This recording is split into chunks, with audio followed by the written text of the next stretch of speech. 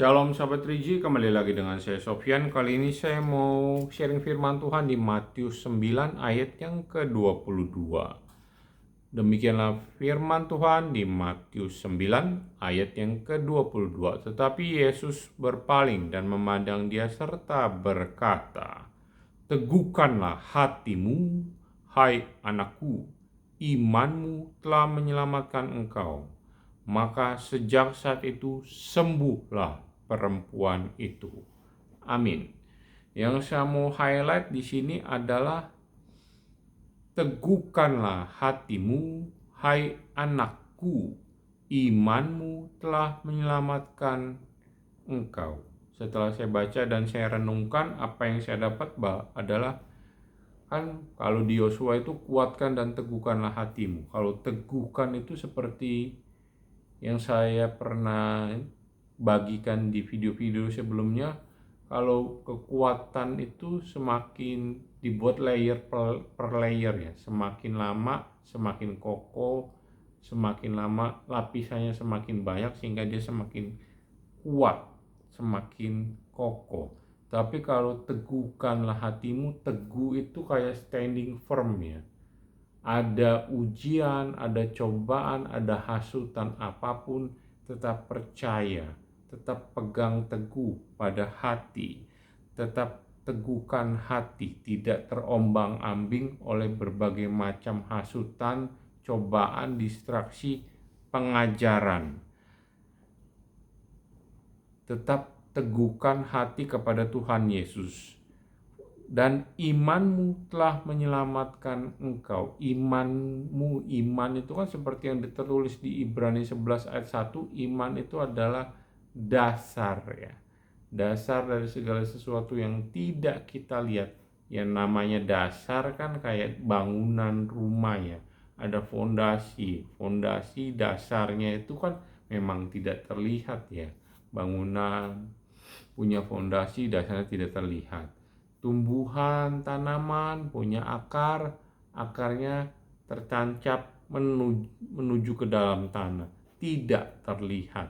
Tetapi akar itu adalah dasar dari sebuah tanaman untuk bertumbuh ke atas. Semua yang tidak terlihat itu kan fondasi biasanya tidak terlihat ya, fondasi tidak terlihat. Fondasi dari sini, apa yang saya dapat bahwa dasar iman yang tidak terlihat, yang kokoh, tertancap kepada Tuhan Yesus, yang tertuju kepada Tuhan Yesus, itu meneguhkan hati kita supaya hati kita tidak terombang-ambing oleh berbagai macam pengajaran distraksi.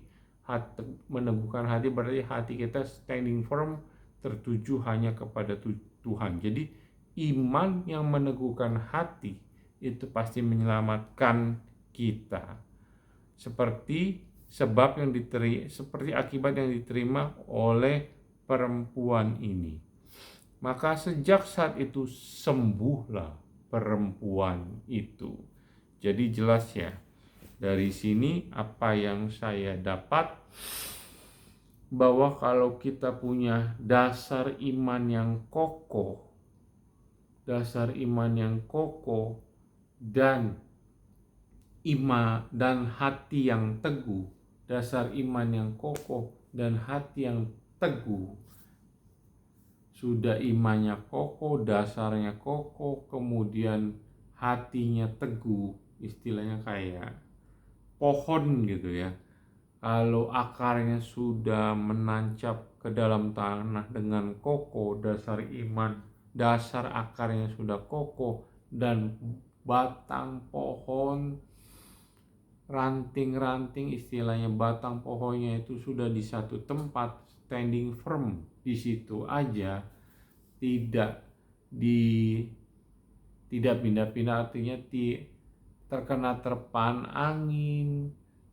angin ke sana kemari, angin terkena hujan atau apapun, pohon tersebut tetap ada di sana, standing firm gitu kan, kuat bertahan menghadapi berbagai macam cobaan. Kalau manusia punya iman yang kokoh, setelah dasarnya iman kokohnya tertanam di dalam Kristus Yesus, kemudian seperti akar tanaman pohon, akar pohon yang kokoh, kemudian disertai dengan kayak pohon itu, kayak iman, kayak hati kita yang tetap teguh, hati kita yang tetap teguh tertuju kepada Tuhan Yesus, seperti pohon tersebut yang tetap batang pohonnya di satu tempat, kayak hati kita tetap tertuju kepada Tuhan Yesus, walaupun kita diterpa berbagai macam ajaran, berbagai macam cobaan, berbagai macam distraksi dari setan,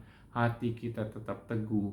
Iman yang kokoh dan hati yang teguh, tidak menyimpang ke kiri atau ke kanan, itu akan memberikan keselamatan kepada kehidupan kita, seperti yang tertulis di Matius 9 ayat 22. Teguhkanlah hatimu, hai anakku, imanmu telah menyelamatkan engkau.